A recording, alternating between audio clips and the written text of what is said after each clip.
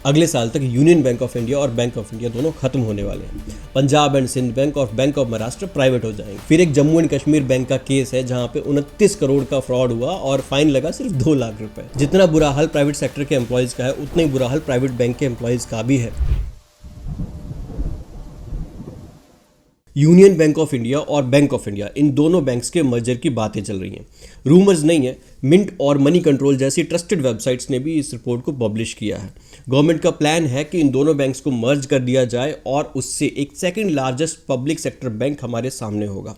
अभी अगर हम पब्लिक सेक्टर बैंक्स की बात करें तो सबसे टॉप पे एसेट्स में स्टेट बैंक ऑफ इंडिया है, जिसके पास 66.67 लाख करोड़ के एसेट्स हैं। उसके बाद अभी बैंक ऑफ बड़ौदा आता है जिसके पास 18.67 लाख करोड़ के एसेट्स हैं, और फिर आता है पंजाब नेशनल बैंक 18.18 लाख करोड़ के एसेट्स के साथ। यूनियन बैंक ऑफ इंडिया और बैंक ऑफ इंडिया, जब इन दोनों के एसेट्स मिल जाएंगे तो हमारे पास बन जाएगा 25.67 लाख करोड़ के एसेट्स, यानी कि second largest public sector bank. जो एक्सपर्ट्स हैं और एक्स पे जो बातें हो रही हैं और न्यूज पे जो भी बातें हो रही हैं, उन सब से यही पता चल रहा है कि 2026-27 तक ये चीजें इंप्लीमेंट होना स्टार्ट हो जाएंगी। गवर्नमेंट कोई भी चीज एकदम से अप्लाई नहीं करती, एकदम से लागू नहीं करती, पहले वो माहौल बनाती है, एक सुरसुरी छोड़ देती है बाजार में, हम लोगों के बीच में, फिर हम लोग आपस में अटकलें लगाते हैं, बातें करते हैं कि यार ये होने वाला है क्या, और उसके बाद फिर अनाउंसमेंट होती है जब हम मेंटली प्रिपेयर हो जाते हैं। बैंक्स के मर्जर के केस में भी यही होने वाला है। अभी सिर्फ इन दो बैंक्स के मर्जर की बातें हाइप हो रही हैं और उसके बाद इंडियन ओवरसीज बैंक और इंडियन बैंक, इन दोनों का मर्जर का काम भी स्टार्ट हो जाएगा। और फिर उसके बाद पंजाब एंड सिंध बैंक और बैंक ऑफ महाराष्ट्र, इन दोनों के प्राइवेट होने की भी खबरें तेज हो ही जाएंगी। अब सवाल आता है कि ये सब हो क्यों रहा है, इससे फायदा क्या होगा। यार गवर्नमेंट ने कहा है ना कि इंडिया को $5 ट्रिलियन की इकोनॉमी बनाना है, ऐसे थोड़ा ना बन जाएगी। उसके लिए बड़े बड़े प्रोजेक्ट्स लाने पड़ेंगे, इंफ्रा प्रोजेक्ट्स हो गए, ग्रीन एनर्जी प्रोजेक्ट्स हो गए, और उन सबको फाइनेंस करने के लिए मेगा लोन्स चाहिए होंगे। अब इन मेगा लोन्स को हैंडल कौन करेगा? प्राइवेट बैंक्स तो करेंगे नहीं, सरकारी बैंक ही करेंगे ना, जिसको सरकारी कहते हैं, पब्लिक सेक्टर बैंक्स।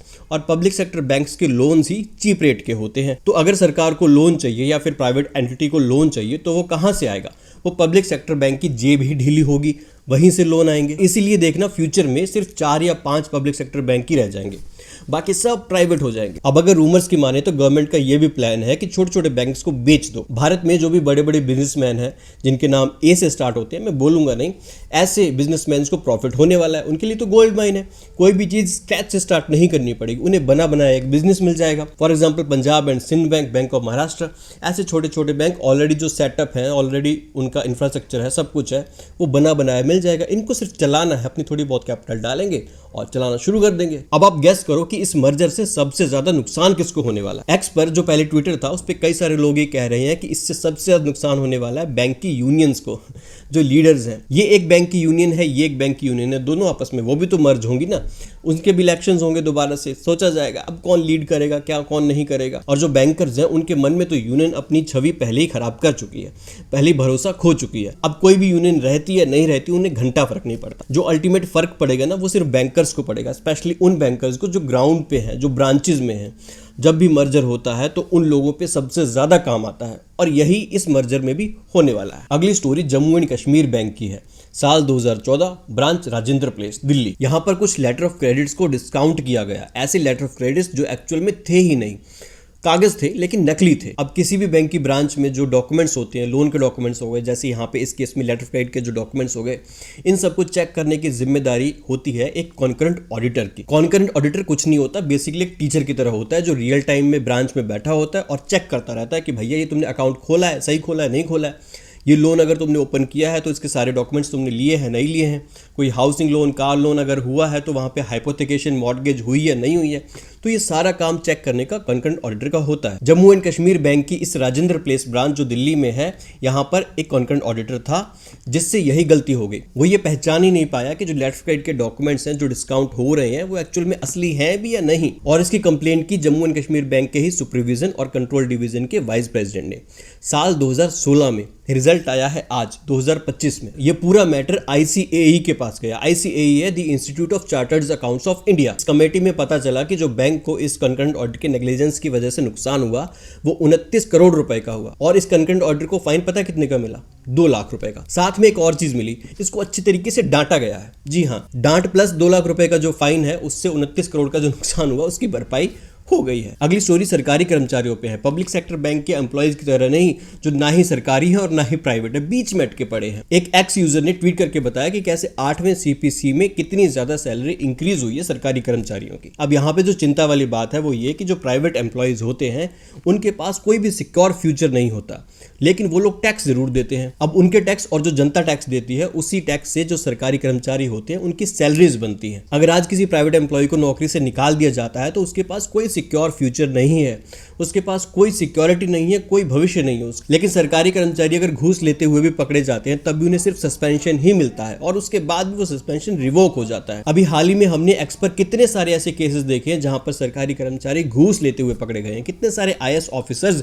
घूस लेते हुए पकड़े गए हैं। अभी हाल ही की एक न्यूज है, कोऑपरेटिव सोसाइटीज के एक डेप्यूटी रजिस्ट्रार 7 लाख रुपए की घूस लेते हुए पकड़े गए। और ऐसे ही कई सारी स्टोरीज आपको एक्स पर देखने को मिल जाती है जिनके बारे में मेन स्ट्रीम मीडिया वहां पे बात नहीं होती। कई सारे एक्स यूजर्स का यह भी कहना है कि जो करप्शन की एक्चुअल रूट है वो यही सरकारी कर्मचारी होते हैं। आप किसी भी डिपार्टमेंट में चले जाओ, किसी भी ऑफिस में चले जाओ, नीचे लेवल से लेके ऊपर तक यही सरकारी बाबू बैठे होते हैं जो कहीं ना कहीं करप्शन कर रहे होते हैं। कोई भी चीज आपकी बिना किसी जान पहचान के या फिर बिना कोई पैसे दिए होती ही नहीं है। और कितने सारे ऐसे काम होते हैं जो सरकारी दफ्तरों में पेंडिंग पड़ रहे थे जनता के, जो कभी कंप्लीट नहीं होते। जितना बुरा हाल प्राइवेट सेक्टर के एम्प्लॉयज का है उतना ही बुरा हाल प्राइवेट बैंक के एम्प्लॉयज का भी है। प्राइवेट बैंक के एम्प्लॉयज के पास कोई भी प्रोटेक्शन नहीं होती, यूनियन सिर्फ नाम की होती है। प्राइवेट बैंक के कई सारे एम्प्लॉयज को तो ये भी नहीं पता कि उनके पास कोई यूनियन है, बस उनकी सैलरी से एक चंदा कटता है, एक मेंबरशिप फीस कटती है, बाकी उन्हें कुछ भी नहीं पता होता किससे फोन करना है, किससे अपनी प्रॉब्लम कहनी है नहीं कहनी है, क्या सोल्यूशन मिलेगा नहीं मिलेगा, उन्हें कुछ भी नहीं पता होता है। सस्पेंशन और टर्मिनेशन की तलवार हर वक्त एक प्राइवेट बैंक के एम्प्लॉय के सिर पे लटकी रहती है। आज अगर हमारे पास जो पब्लिक सेक्टर बैंक्स हैं उनके एम्प्लॉयज के पास एटलीस्ट इतनी इम्यूनिटी है कि वो सामने बोल सकते हैं,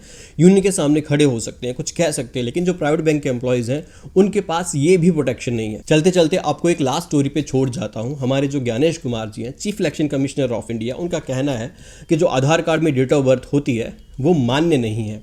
आधार कार्ड डेट ऑफ बर्थ का प्रूफ नहीं है। जहां तक आधार की बात है, माननीय सुप्रीम कोर्ट ने कहा है कि आधार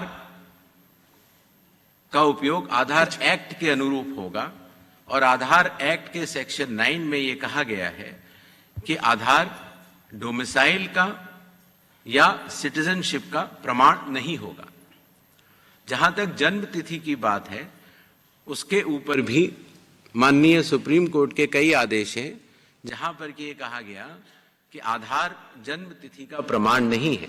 और इसका ध्यान रखते हुए आधार अथॉरिटी ने अपना नोटिफिकेशन जारी किया और आज भी अगर आप कंप्यूटर से अपना नया आधार डाउनलोड करते हैं तो उसमें लिखा होता है आधार कार्ड पर ही कि आधार कार्ड न तो जन्म तिथि का प्रमाण है, न डोमिसाइल का और न कि नागरिकता का।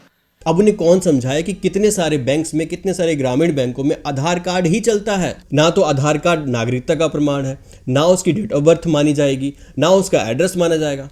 फिर ये है क्यों? इतने साल से आधार कार्ड जो चल रहा है वो तो टोटल पैसा वेस्ट हो गया फिर तो। खैर इस सब से हमें क्या मतलब, हम तो भारत को $5 ट्रिलियन की इकोनॉमी बनते हुए देखेंगे। 4-5 बैंक रह जाएंगे, बाकी सब आपस में मर्ज हो जाएंगे और जो कुछ छोटे मोटे पब्लिक सेक्टर बैंक हैं वो प्राइवेट हो जाएंगे। ये सब हम अपने इसी जन्म में देख लेंगे। अगर आपने बैंकपीडिया का लास्ट वीडियो नहीं देखा तो यहाँ क्लिक करके देख सकते हैं। ये वीडियो अगर आपको अच्छा लगा हो तो शेयर कर देना, चैनल को सब्सक्राइब कर लेना। मिलते हैं अगली वीडियो में।